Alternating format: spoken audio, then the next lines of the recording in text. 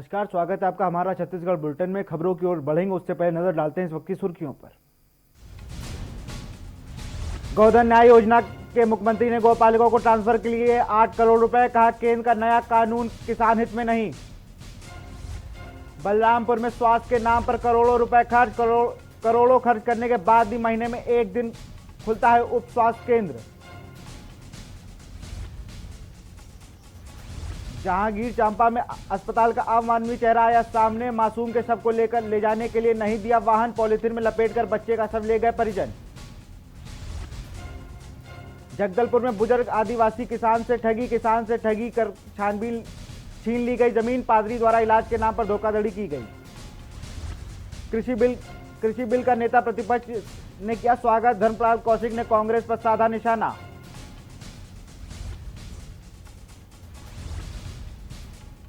छत्तीसगढ़ में हर दिन बढ़ रहा है कोरोना पेशेंट। प्रदेश में 1942 और रायपुर में 508 नए मरीज। आप देख रहे हैं के न्यूज, खबरों का सारथी। बढ़ते हैं छत्तीसगढ़ खबरों में आगे, लेकिन उससे पहले एक बड़ी खबर आपको बता रहे हैं महासमुंद से, जहां पर नहीं थम रहा हाथियों का मौत का सिलसिला। महासमुंद से आपको बड़ी खबर बता रहे हैं, जहां हाथी की मौत का सिलसिला नहीं थम रहा है।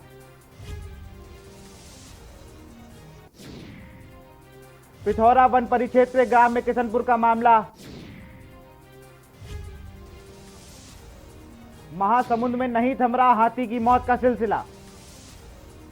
नारंगी क्षेत्र में एक हाथी की और मौत। 33 केवी करंट लगने से हाथी की मौत।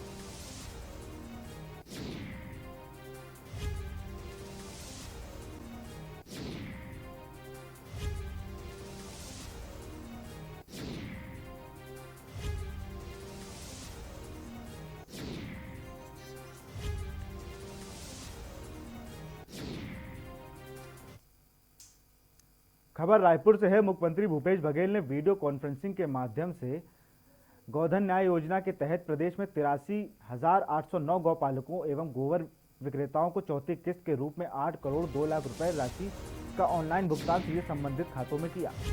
चौथे किस्त की ये राशि 1 सितंबर 15 सितंबर तक राज्य के 3122 गोठानों के कर के लिए 4,01,475 क्विंटल गोबर की खरीदी की एवज में दी गई है।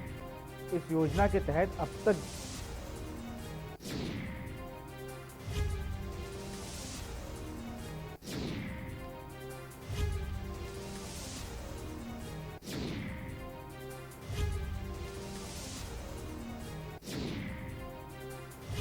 बता दें, योजना का अधिकतम लाभ प्रदेश के गरीबों, भूमिहीनों और गौपालकों को मिल रहा है।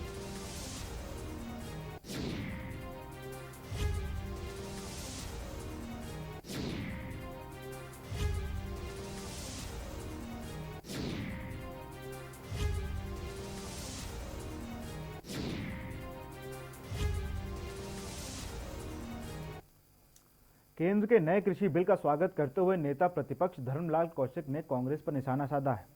नए कृषि बिल को किसानों के हित में बताते हुए कौशिक ने कहा है कि केंद्र सरकार ने किसानों की भावनाओं को समझते हुए फैसला लिया है। इस बिल से किसान और नए बाजार को मजबूती मिलेगी। आगे कौशिक ने कहा कि कांग्रेस नए कृषि बिल को लेकर सिर्फ प्रोपेगेंडा कर किसानों को गुमराह कर रही है।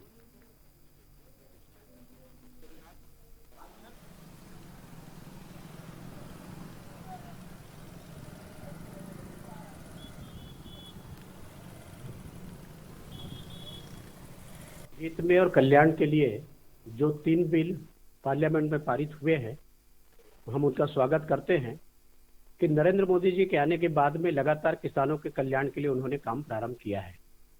अभी लगभग 92,000 करोड़ रुपए सम्मान निधि के किसानों के खाता में चला गया। 1 लाख करोड़ रुपए का पैकेज उनके लिए निर्धारित किया गया है। और इस बिल का मुख्य उद्देश्य है कि बहुत सारे कानूनी अड़चनों के कारण में किसानों को उनका उपज का सही मूल्य नहीं मिलता था, बिचौलिए उनके बीच में आ जाते थे, और इस सब से मुक्त करते हुए कि अब किसान स्वतंत्र होंगे कि वो अपने फसल को जहां उचित मूल्य मिले वहां वो बेच सकते हैं। कोरिया जिले में लगे संपूर्ण लॉकडाउन का पालन करते हुए पूरा कोरिया जिला दिख रहा है। वहीं खड़गवा और चिमरी भी लॉकडाउन का पूर्ण रूप से पालन करते हुए दिखे। आपको बता दें कि कुछ इमरजेंसी सेवाएं जैसे petrol pump, bank, medical store इत्यादि सेवाएं चालू थीं। वहीं कुछ किराना दुकान तथा सब्जी एवं दूध वालों के निर्धारित समय देकर दुकान खोलने की अनुमति दी गई है।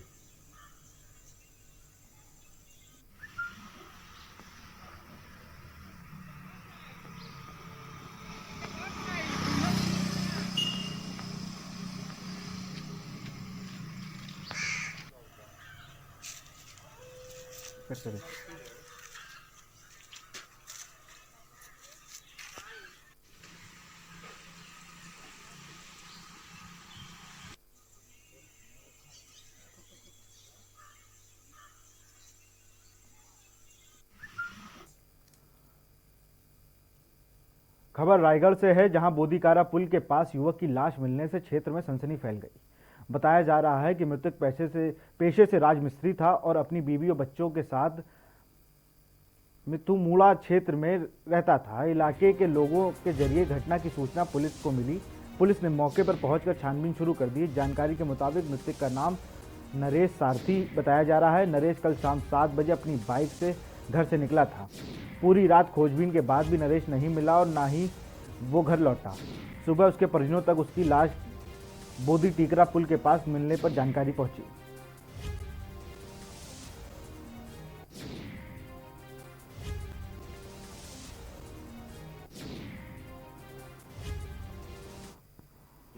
बोदा तिकरा जो गांव है वहाँ पे एक डेड बॉडी मिला था जिसमें सांघातिक चोटें थी और उसके तस्दीक पश्चात ये पता चला कि उस मृतक का नाम नरेश सारथी है और वो रुचिदा पुसौर की तरफ के रहने वाले हैं। वर्तमान में ये मिठूमुड़ा झुपड़ी क्षेत्र में निवासरत थे और पीएम के लिए भेजा गया है तस्दीकी पश्चात में। और इसमें सांघातिक जो चोट आई है उसके आधार पर लग रहा है कि इसमें इसके साथ कोई घटना घटी हो। इस पर से सारे जो उनके पारिवारिक और बाकी जो लोग हैं उनसे लगातार पूछताछ की जा रही है।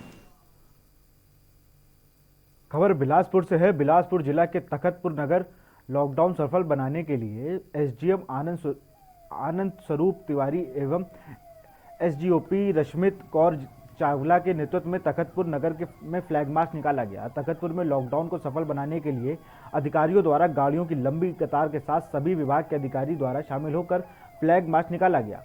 फ्लैग मार्च में प्रमुख रूप से एसडीएम आनंद स्वरूप मिश्रा, एसडीओपी रश्मित कौर चावला, तहसीलदार नीलिमा अग्रवाल व जनपद के सीईओ हिमांशु गुप्ता, नगर पालिका अधिकारी शीतल चंद्रवंशी, थाना प्रभारी पारस पटेल, बीएमओ निखिलेश गुप्ता प्रमुख रूप से उपस्थित रहे।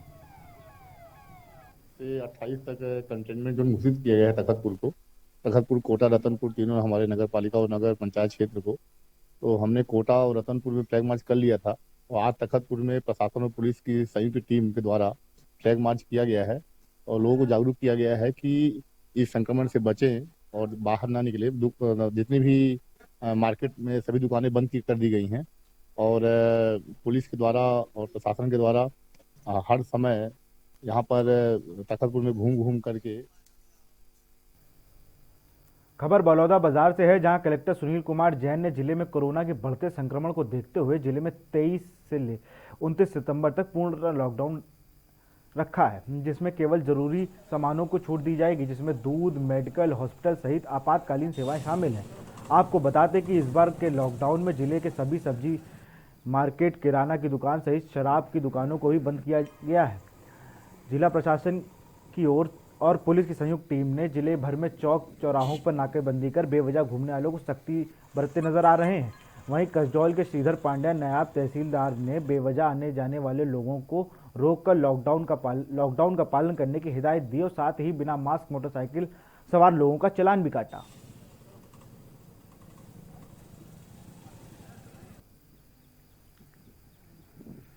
शुरुआत हुई है, लोगों ने काफ़ी जागरूकता दिखाई है और काफ़ी हद तक लोग अपने अपने घरों में ही हैं। फिर भी कुछ लोग जो हैं वो नियमों की अवहेलना करते हुए लोग बाहर निकल रहे थे, तो उनके खिलाफ कार्रवाई की जा रही है कल से। कुछ चालानी कार्रवाई की गई है, कुछ गाड़ियों को जब्त किया गया है और आज भी कार्रवाई जारी है। शहरी क्षेत्रों के साथ साथ ग्रामीण एरिया में भी लगातार पेट्रोलिंग की जा रही है और लोगों को समझाया जा रहा है कि जैसे कोई लोग नियम का पालन नहीं करे तो उनको समझा के घरों को वापस भेजा जा रहा है।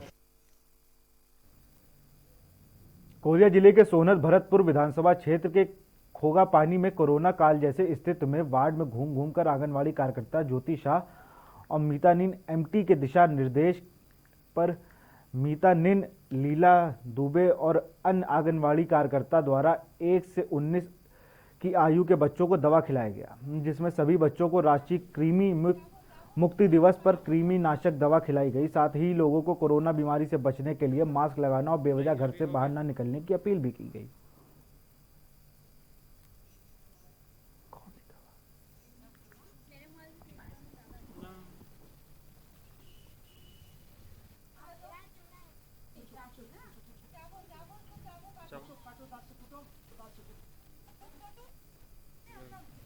नहीं अभी हो गया।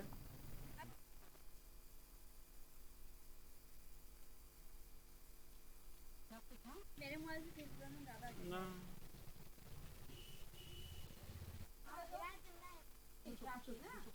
ये हम लोग का 1 हफ्ते का चल रहा है राष्ट्रीय कृमि मुक्ति दिवस। उसके अंतर्गत हम सभी बच्चों को कृमि नाशक गोली घर घर जाके खिला रहे हैं। ये चलेगा आपका 23 से 30 सितंबर। दुनिया भर में जिस तरह कोरोना वायरस ने कहर बरपा रहा है, उससे कोई भी शख्स अछूता नहीं रहा है।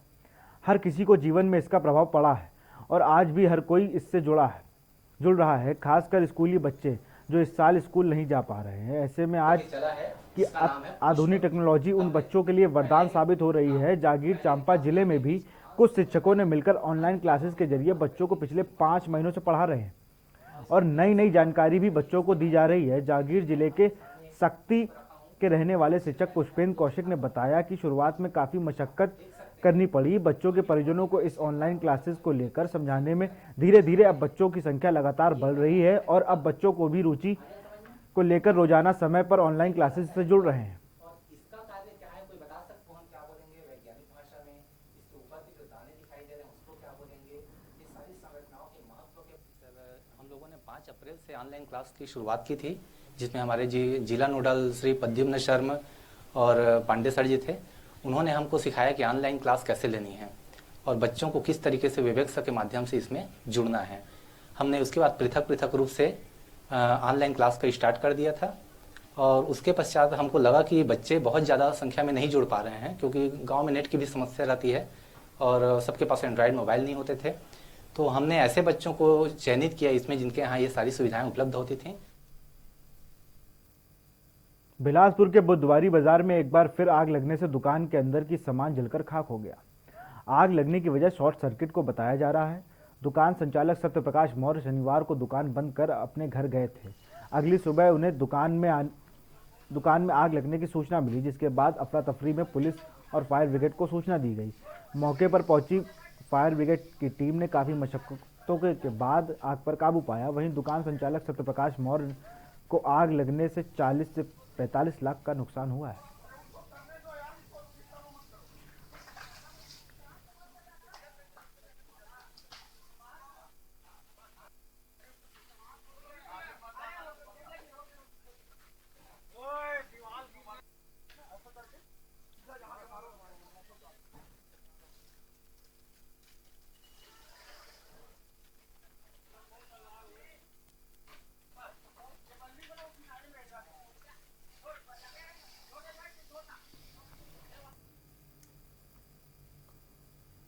खबर कोरिया से है, जहां पुलिस को बड़ी सफलता मिली है।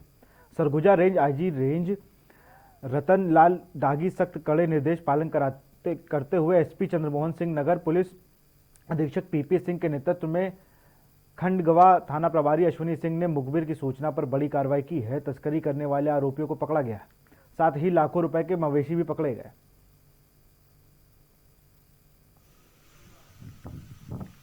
कल दिनांक 24/9/2020 को मुखबिर से सूचना मिला था कि सूरजपुर की ओर से कुछ तस्कर मवेशियों को एमपी की ओर लेके जा रहे हैं। सूचना पर हमारा स्टाफ ग्राम लालपुर में जा कर के और 3 व्यक्ति मिले। मोहम्मद एजाज अख्तर अशफाक, ये निवासी सुल्ता पोड़ी, जिला सूरजपुर, थाना श्रीनगर के हैं। जहांगीर चांपा जिले में लॉकडाउन का फायदा उठाकर गांजा लेकर जा रहे आरोपी को पकड़ने में पुलिस ने सफलता हासिल की है। पुलिस ने आरोपी से 10 किलो गांजा और स्कूटी जब्त की है। पुलिस के हत्थे चढ़े आरोपी दिलीप दास उड़ीसा के संबलपुर का रहने वाला है। पुलिस ने आरोपी के खिलाफ 20 NDPS एक्ट के तहत कार्रवाई की है।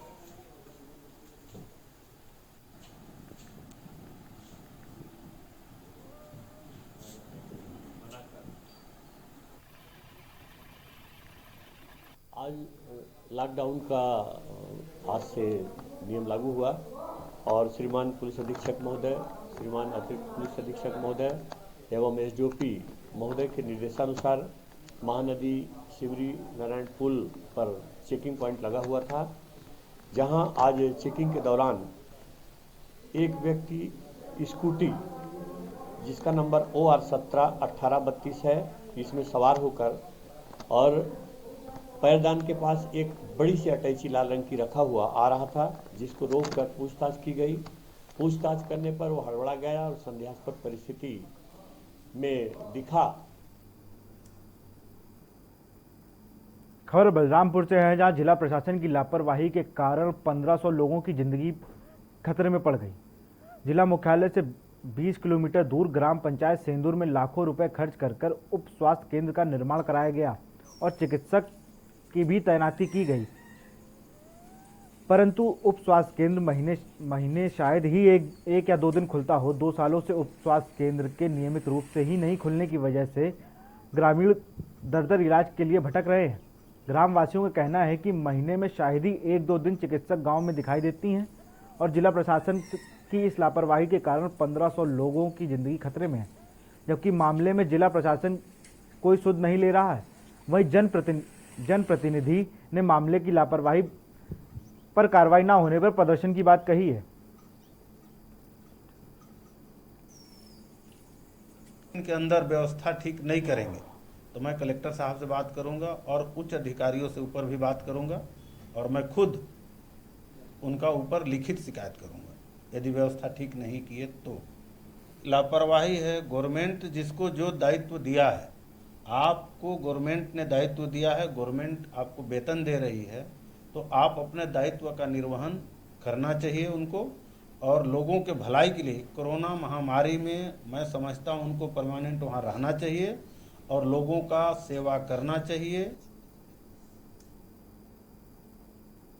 यहां रुकते एक छोटे से ब्रेक के लिए, जल्द होंगे हाजिर।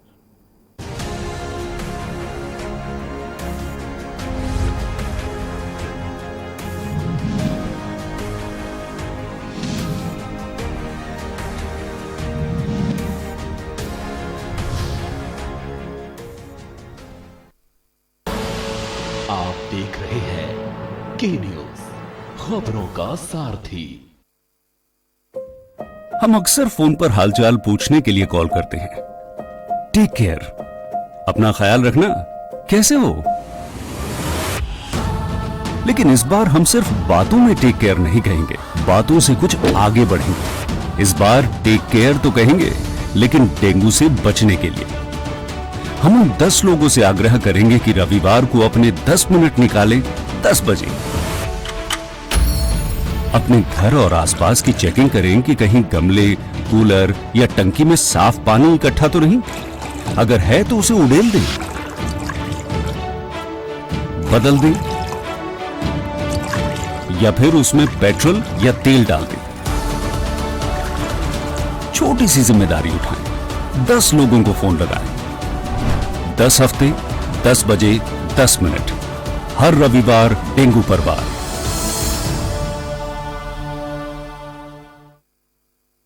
खुदी को आजमाया है तो ये अंदाज आया है, खुदी को आजमाया है तो ये अंदाज आया है। तुम में भी मैं हूं, शुद्ध प्लस पान मसाला। आप देख रहे हैं के न्यूज, खबरों का सारथी।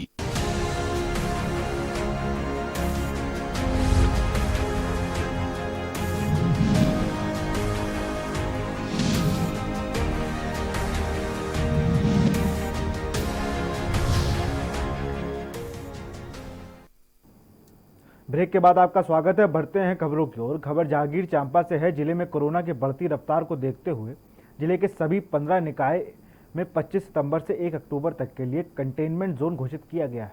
नगरीय निकायों के साथ ही उनके नज़दीक 37 ग्राम पंचायतों को भी पहचान कर उन्हें भी कंटेनमेंट जोन घोषित किया गया है, ताकि जिले में बढ़ते कोरोना की रफ्तार को रोका जा सके। कंटेनमेंट जोन क्षेत्रों में इस बार जिले प्रशासन के द्वारा काफ़ी सख्ती बरती गई है। स्वास्थ्य सेवाओं और अति आवश्यक सेवाओं को छोड़कर आवागमन पूरी तरह प्रतिबंधित है। जहांगीर कलेक्टर यशवंत कुमार और एसपी पारुल माथुर ने जिले के कंटेनमेंट जोन क्षेत्रों का जायजा लिया। निरीक्षण के दौरान लोगों को कोविड-19 का अच्छे से पालन करते हुए पाए जाने पर जिले की जनता को धन्यवाद दिया।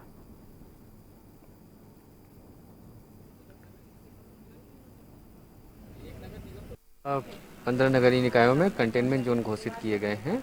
इसके अलावा आसपास के ग्राम पंचायतों में भी जहां पे बहुत केसेस निकल रहे थे उनको भी कंटेनमेंट जोन घोषित किया गया है। जिन जगहों पे भी कंटेनमेंट जोन घोषित है वहां पे बिल्कुल आवागमन केवल इमरजेंसी चीज़ों के लिए, जैसे हॉस्पिटल जाना हो किसी को तो उसके लिए ही बस छूट दी गई है। उसके अलावा आवागमन बिल्कुल प्रतिबंधित है कंटेनमेंट जोन में। और हम लगातार भ्रमण कर भी रहे हैं और सभी जगह पे ड्यूटी भी लगी है, बैरिकेडिंग हुआ है और सभी जगह पे पूरी जिला प्रशासन, पुलिस प्रशासन बिल्कुल मुस्तैदी से काम कर रहा है। खबर रायगढ़ से है। रायगढ़ कलेक्टर भीम सिंह ने रायगढ़ के जिले में कोरोना के बढ़ते संक्रमण को देखते हुए पूरे नगरीय निकाय क्षेत्र को कंटेनमेंट जोन घोषित कर दिया है। ऐसे में रायगढ़ जिले के नगरीय क्षेत्रों में लॉकडाउन जारी है। लॉकडाउन के संबंधित समस्त नियमों का पालन करना एवं प्रशासन के नियमों का पालन करने हेतु सहयोग करवाने के लिए समस्त नगरवासियों से अपील की है। कलेक्टर भीम सिंह ने कहा कि मानते हैं कि यह समय कठिन है, लेकिन हम सबकी सुरक्षा के लिए यह कड़े कदम उठाना आवश्यक है। ऐसे में नगरवासियों से अपील है कि लॉकडाउन संबंधित सभी नियमों का पालन करें, घर पर ही सुरक्षित रहें, अनावश्यक घर से बाहर ना निकलें।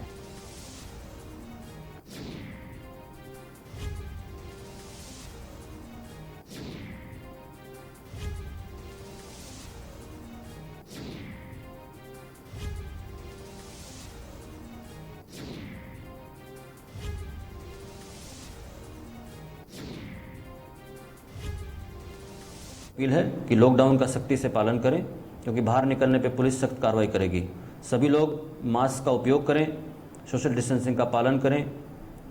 जो लोग भी सिम्टोमेटिक हैं, जिनको खांसी बुखार के सिम्टम्स हैं या सांस लेने में दिक्कत है, तत्काल अस्पताल में जाकर चेकअप करवाएं। खबर कोरिया से है। धान खरीदी केंद्र में धान बेचने के 9 महीने बाद आदिवासी किसान को पैसे के लिए दर-दर की ठोकरें खाता घूम रहा है। मुख्यालय के करीब 100 किलोमीटर दूर वनांचल क्षेत्र के केलहारी के समीपस्थ गांव में डाढ़ हासवी के एक आदिवासी किसान जो अपने धान को केलहारी धान खरीदी केंद्र में जनवरी 2020 को बेचकर जिसकी राशि आज तक किसान को नहीं मिल पाई है। इस संदर्भ में जब धान खरीदी केंद्र के प्रबंधक से जानकारी लेनी चाही गई तो प्रबंधक धान खरीदी केंद्र केलहारी से नदारद मिले।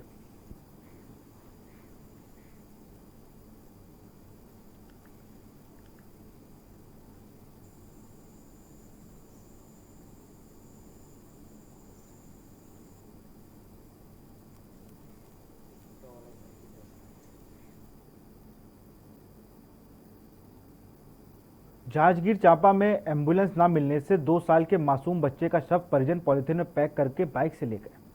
बता दें, मामला बनारी गांव का है, जहां पे 2 साल के बच्चे को सांप ने डस लिया था, जहां इलाज के दौरान उसकी मौत हो गई। इसके बाद शव को ले जाने के लिए अस्पताल प्रबंधन ने एम्बुलेंस की व्यवस्था नहीं की। लॉकडाउन की वजह से निजी वाहनों ने भी शव को ले जाने से इनकार कर दिया, जिसके बाद परिजनों ने शव को चादर और पॉलिथीन में लपेट कर घर ले गए।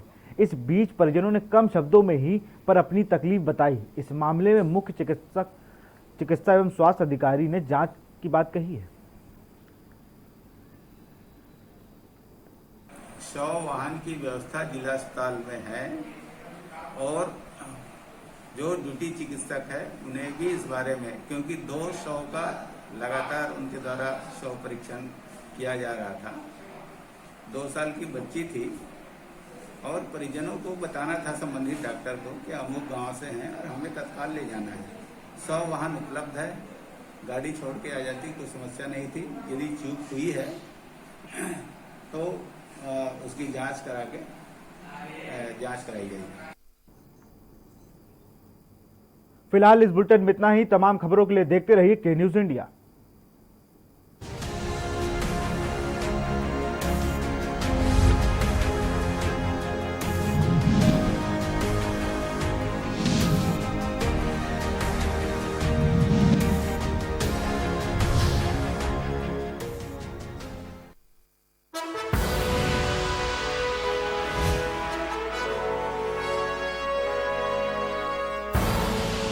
आप देख रहे हैं के न्यूज, खबरों का सारथी। नमस्कार। हम सब 2 करोड़ दिल्ली वासियों ने मिलके बड़ी मुश्किल से कोरोना को कंट्रोल किया है। अब हमें इसे बढ़ने नहीं देना। पिछले कुछ दिनों से मैं देख रहा हूँ हम सब थोड़े लापरवाह हो गए हैं। मास्क नहीं पहनते, सोशल डिस्टेंसिंग नहीं करते।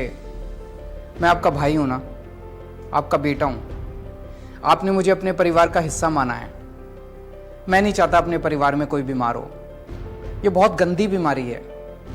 इसलिए आज आपसे कुछ मांग रहा हूं। कसम खाओ कि अब जब भी घर से बाहर निकलोगे मास्क पहन के निकलोगे, सोशल डिस्टेंसिंग करोगे। और एक बात, कुछ लोग आजकल टेस्ट भी नहीं करवा रहे। अभी थोड़े दिन पहले एक फोन आया एक आदमी का मेरे पास, किसी और काम से। बात बात में बोला कि कुछ दिनों से उसको बुखार है। मैंने पूछा टेस्ट कराया? बोला नहीं। मैंने पूछा क्यों? तो कहता है सर आजकल तो सब अपने आप ठीक हो जाते हैं, मैं भी अपने आप ठीक हो जाऊंगा। मतलब ये कोई बात हुई? मैं तो दंग रह गया।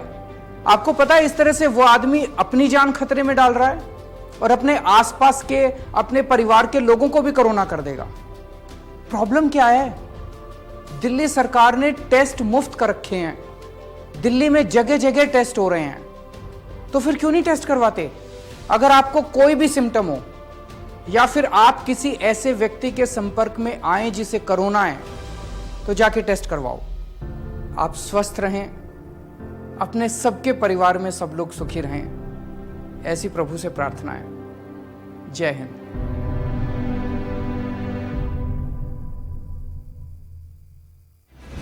GGS Education Group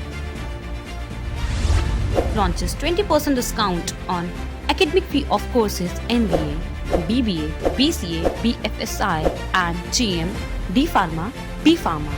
Offers best infrastructure, best transport facility, best academic service and best placement service. Register today to avail 20% discount. Call 9971 496 497 or visit the campus Kanpur Lucknow Highway near Unnao. GGS Education Group.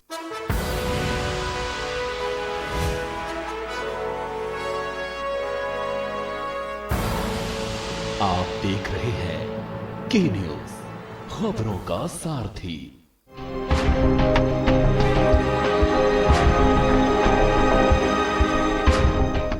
क्या है सिरकटी देवी का रहस्य? कौन है मन्नतों और मुरादों वाली देवी? नमस्कार, मैं नीतिका और स्वागत है आपका कलयुग में सिरकटी देवी के इस रहस्य में।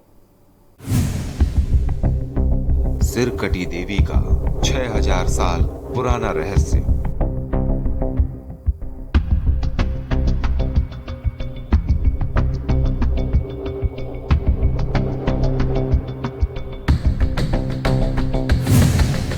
तीन आंखों वाली माँ का मन्नत पूरी करने वाला मंत्र।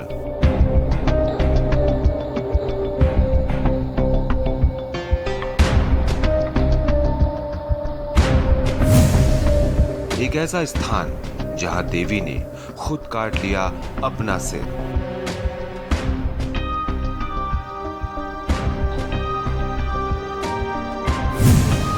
एक ऐसा मंदिर जहां होती है सिरकटी देवी की